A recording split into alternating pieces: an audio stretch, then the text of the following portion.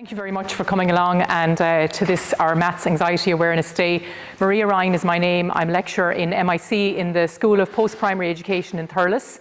My research back through the years has been on maths anxiety among adult learners. And what prompted that for me was I teach service maths, so business mathematics, for example, in Thurles. And without doubt, every year at the start of the semester, the start of first year, when I start the module after the first lecture, students will come up to me, particularly mature students, and say, Maria, I had a really bad episode with maths. I don't know how I'm going to do this module. I didn't realise this was part of our degree in business, and such stories. And sometimes they proceed to tell me or share their stories with me. Oftentimes they're of dread, they're of bad experiences in a classroom setting. Other times it's just not being able to get the maths, getting stuck, and so on. So those stories prompted my PhD research, which I finished in 2019. The findings of my research, which I thought would be just about the adult learner, took me way back to primary school maths, secondary school maths as well as the further education context, workplace mathematics, and also the role of family and parent in particular, which surprised me at the time, of how influential family can be in the learning of mathematics, all through a child's life and impacting into adulthood as well. So today I'm going to just talk about the adult learner, the context of the mature student, but I will make reference to other aspects of my research as well that have stemmed from that too. So in Ireland, there has been a big drive to, I suppose, enhance the amount of adults in higher education, particularly since the year 2000 with the launch of the white paper by the government to make more incentives available for more mature students in higher education. And the idea was that having more adults in education, it contributes to what the OECD refers to as the informed citizen, with terms such as the need for having such citizens for globalization, for the demographic changes that are happening in society, and technological advances as well. And we hear all of these terminologies in terms of promoting economic growth and so on. So our citizens, as the OECD reminds us, need to be equipped to learn. So having the right skills and knowledge at their disposal. So with that comes competency, that whole idea of being able to do different tasks as adults, as informed citizens, and that draws on interdisciplinary knowledge. So not just the knowledge we learn in individual subjects, but particularly where subjects link together or overlap. And we see with mathematics especially, there's a huge emphasis on, for example, STEM, where we're aware that maths is involved in science, engineering, technology, and so on, and in many other subjects as well. Even with our student teachers in Thurles, in the School of Post-Primary Education, there's a huge emphasis on how they look at numeracy in their classes every day. So even that emphasis on the numbers, again, is coming through there in a professional sense. So there needs to be an ability to understand and make sense of numerical information. However, as adults, what happens if you're anxious about numbers? Where does that lead you in terms of you becoming the informed citizen and being part of the bigger picture that we're so often hearing about at government level? So my presentation, I suppose, it's looking at what we as practitioners need to know about maths anxiety. What does it mean? How does it impact the learner? And maybe what are some of the causes or what contributes to maths anxiety? So the definition that I use is actually over 50 years old, and those of you in higher education, you probably have heard of this before. It's by Richardson and Sween from 1972, and they describe maths anxiety as feelings of tension and anxiety that interfere with the manipulation of numbers and the solving of mathematical problems in a wide variety of ordinary life and academic situations. And why I like this definition, and there are actually other definitions out there, but this one makes reference to the ordinary life as well as the academic situations. Because for many adult learners especially, even going into a shop and looking at discounts and trying to calculate how much money they might have to pay for their shopping and not being able to do that, that's an anxiety as well around numbers, again, stemming from what they describe here as the maths anxiety in ordinary life situations. Maths anxiety can be also best described as a continuum. So at the very end of one scale, you have the small number of people who will have absolutely no anxiety around maths. It wouldn't faze them at all. And at the opposite end, you have people who are extremely anxious to the point that they disengage with anything to do with mathematics, and it's extremely overwhelming for them to have to engage with numbers. But somewhere for the majority of people, we fall within this continuum, whereby at a low level, you might experience dislike or discomfort around maths, or at a higher level, you might experience panic and even avoidance, where you just don't want to do maths if at all possible. Other words that are associated with maths anxiety include nervousness, dread, mental disorganization, helplessness and paralysis. And these are all words, there are others as well, but they can, I suppose, describe or characterize what it is like, what it feels like, what it looks like to have maths anxiety.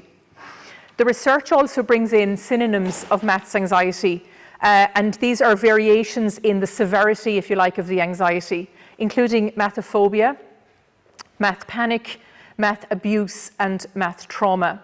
And you can see adding these suffixes, if you like, or these extra words, and joining them with math or maths, it really shows how overwhelming the subject can be for some people. When you bring in words like panic and trauma and abuse, for example, that speaks volumes as to the impact of maths and that whole experience for some people. And I know my colleagues Sue and Telma and Flavia will elaborate on some of these issues as well in their talks. But it's interesting that these words and these concepts are unique to mathematics. And that's something as practitioners we need to be very mindful of, that the group of students sitting in front of us can be experiencing any of these things that we see written here on this slide. And it may not be visually obvious. We may not just see that they're shaking there, or they'll likely keep it to themselves. But we need to know that maths anxiety is pretty much in every class in front of us. And how do we actually handle that as practitioners? So what does a maths anxiety reaction look like? Well, when a student is faced with a situation where they find it's causing a stress, if you like, to them, or they feel a bit threatened by the maths, the fear itself in that moment gives rise to a stress response. And what happens is the part of the brain that handles working memory, where all this problem solving normally takes place, it starts to shut down. So the ability for higher level thinking is shutting down and is being replaced by the anxiety, the feelings of anxiety. So that makes problem solving very difficult. Students just cannot do it. They completely shut down, some of them. They just can't do it. So they need to come back from a place of absolute panic or fear to more of a comfort level. I know that's something that Sue will refer to later. It's what we might call the fight, flight, or freeze response. And what that looks like to us as practitioners, the fight response is where in the classroom you might have a disruptive learner. They might be acting out and you might end up maybe putting them outside the door or whatever. But in actual fact, that's oftentimes their anxiety about not being able to do what they're supposed to be doing. The flight is the avoidant behaviour, where they just completely avoid doing the maths itself. And the freeze is the feeling of being stuck where you are. You just can't do it, you can't move on. I mentioned the word paralysis in a previous slide as well. That's, you just cannot do a thing about it, you're completely blank. So these are some of the experiences that students go through in what they experience as maths anxiety. So what exactly then leads to a maths anxious reaction? And people are often quick to point the finger and say it must be the teacher. It's not the teacher. Sometimes the teacher has an influence, but as you'll see, there are many different factors that combine to contribute to maths anxiety. I use the funnel image, and if any of you have seen me presenting before, you've seen this image, but I think it nicely describes how all of these factors join together to give a maths anxiety reaction. The first set of experiences are previous experiences. So this is where the children you have in front of you, whether you're in primary school, secondary school, higher or further education, wherever you have these people sitting in front of you, their past experiences of maths are hugely significant to how they are today with mathematics. So in higher education, if I'm looking at a group of adult students and some of them have maths anxiety, it's often because of past experiences in the school setting. But as well as that, their past experiences are also from the home environment. So the role of the parent And parents are the children's first educators, and how the attitudes to numbers are in the home is very important in the child developing a liking or an adversity to maths in later years. The second set of factors are the learner disposition itself. So how the learner is about mathematics. Are they confident? What's their attitude to maths? What's their behaviour around maths? What about their own self-concept? How good do they feel they are about maths? And so on. And those two bubbles up there, if you like, those two sets of factors combined, they make up the person or shape the person that you see in front of you in your classroom. And then the person is presented with a context for doing maths. So now they're in the moment, they're doing maths. So that combination of everything they bring themselves to the maths environment of doing the maths, that's what then can lead to the maths anxiety reaction. So it's that combination of factors is what needs to be considered. So how does maths anxiety impact the adult learner? So I've used those three bubbles from the previous slide to, I suppose, categorize some of the ways of describing or distinguishing an adult with high maths anxiety. So for previous experiences, typically the adult will have experienced intimidation or humiliation or failure in school mathematics. And the problem for a highly maths anxious person is they have difficulty moving on from that. That's like that failure or that humiliation moment, often that comes through in their story about maths that I hear as well. That's what defines them as a maths learner. They can't move beyond that negative experience. And you get them telling you that, oh, I'm no good at maths. This kind of talk that comes through as well. Oftentimes they will have received very little or no support from parents or teachers throughout their schooling, or at least that's how it feels it is for them. In terms of their disposition, a highly maths anxious adult will have a poor self-concept. They don't see themselves as being good at maths. I'm no good at maths. That rhetoric comes through again. They often blame themselves for their difficulties with maths, and that's what's called an internal cause. In contrast to that, a person with low maths anxiety will usually blame somebody else or something else because they have more confidence in themselves. So that internal blame is coming through for a highly maths anxious student. They also may have a learning difficulty, such as dyscalculia, for example, which, as we know, is a difficulty with numbers. And the context then for doing maths, they often have trouble grasping the concepts. So the first time it's explained to them, they often don't get it first time. They may not get it through hearing about it. They may need to see it visually, or sometimes they may need to touch an item that is relative to the maths being explained. They engage in rote learning, so they will learn stuff off by heart in order to try and pass the exam, just to get enough to get over the line, and instead of actually learning and understanding the procedures. So the rote learning is important for them, but if they get a question in an exam that's different or in any way phrased differently, it'll completely throw them. They focus just on passing the exam. They just want to get over the line. To get, if it's 40% pass, that's all they need. They're unlikely to seek support with maths. They feel that they're going to ask a stupid question and that they're not worthy of getting help with maths sometimes. And it might sound strange saying that, but that's what they believe. They have low confidence. They believe they're not going to be able to do the maths, and the person will be wasting their time helping them. And they generally avoid everyday contact with maths or work situations that will involve maths. So already there with that last point, they're cutting off possible career opportunities there. So immediately they're narrowing their scope for employability and so on. So you can see the repercussions of high maths anxiety on some adults. So if an adult learner is maths anxious, so we're meeting these people at different stages of maybe their lives, their careers, what actually happened along their maths journey? So we want to know, well, what is this? Where did this happen? How can we find out about it? And that's what my research looked into, and what I know others in the room are researching as well. So how do we know what happened to them so that we can maybe address that by helping it not to happen again, particularly from a practitioner perspective? So we can find out the learner has maths anxiety using a number of tools. it's unlikely they're going to tell us, hands up, I've got maths anxiety. They may not be able to put into words what it is they're feeling, but the problem lies with maths. So anecdotally, what they tell you is important. Again, sometimes you're hearing one side of a story, so you do have to be aware of that, but maybe questioning the person more on what they're telling you will help understand that. There are a number of questionnaires available. For example, the Maths Anxiety Questionnaire, the one I used was the MAS UK, the Maths Anxiety Scale United Kingdom. And again, it's a list of statements. So in that case, there was 23 statements, and you rate on a scale from 1 to 5 how anxious you feel about maths, where 1 is not at all anxious and 5 is extremely anxious.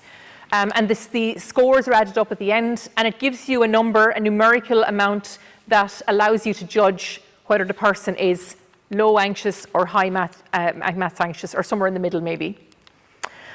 You could also get them to draw a timeline. This can be done on a piece of paper with a pencil.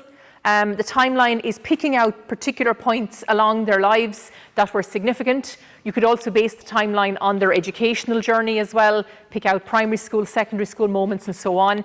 And hand-drawn is often very handy. It can also be done digitally if you want to do it on a computer. And the timeline is also a talking point, particularly on a one-to-one with the student, to get them to talk about why they put such a thing on their timeline and what were they feeling about maths and how it impacted on them at that time.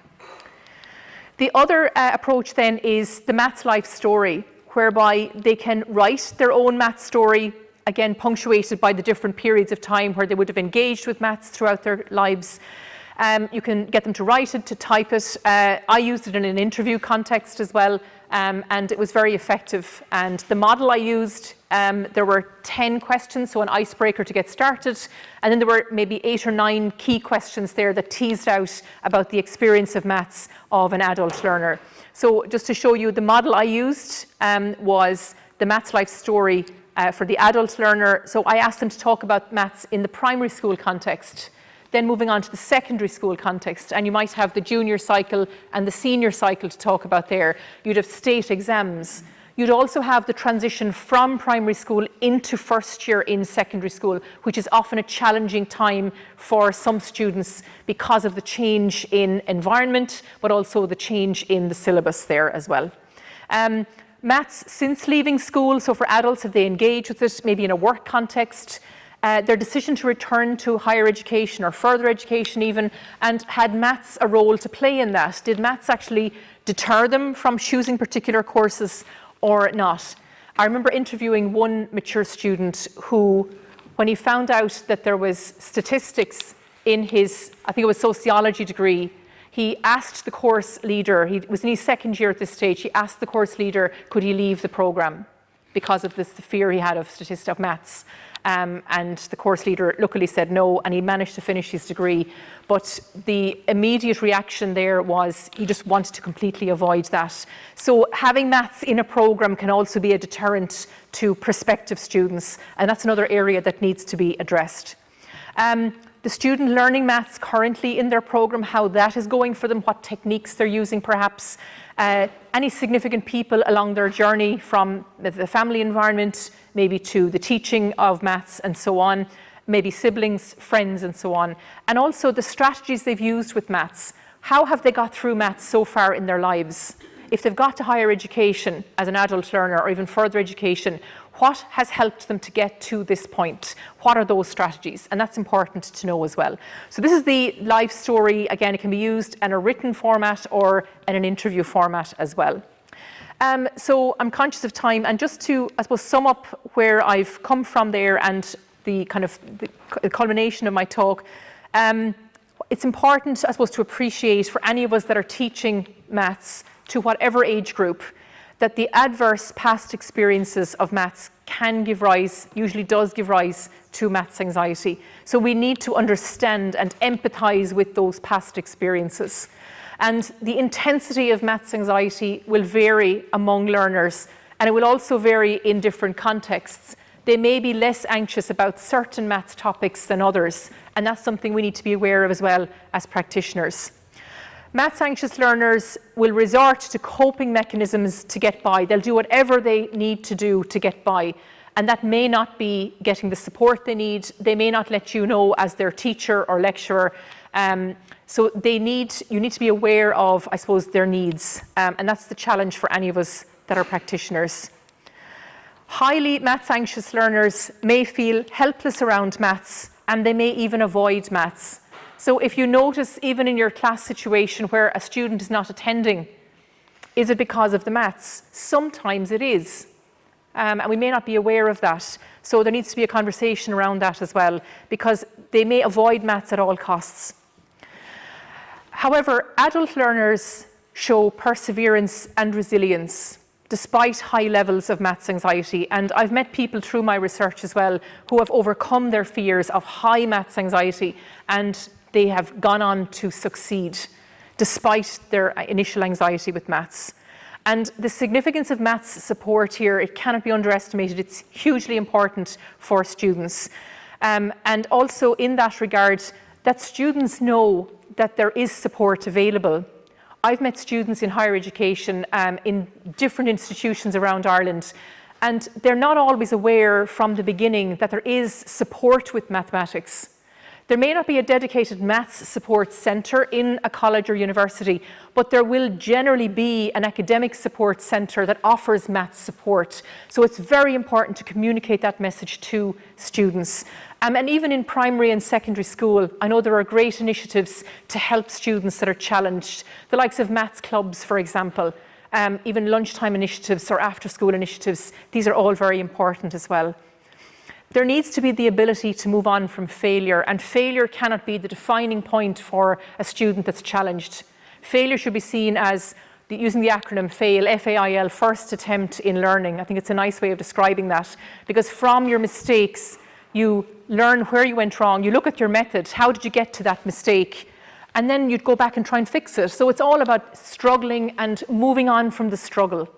And Joe Bowler in the States is a great advocate for the importance of struggle in the maths class, and allowing struggle and allowing time to struggle, and talk about that as well.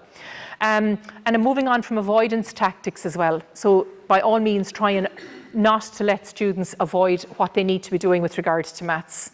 And there's a bigger picture there, even going back to what I said at the beginning about the need to widen access, have more adults coming into education. If they're avoiding maths, they may not get in the door. They may not even consider getting in the door. So we need to address that at a national, even international level, the need to address the fears around maths so the students can actually progress themselves and go on and do further education or higher education if that's what they want, and not avoid mathematics.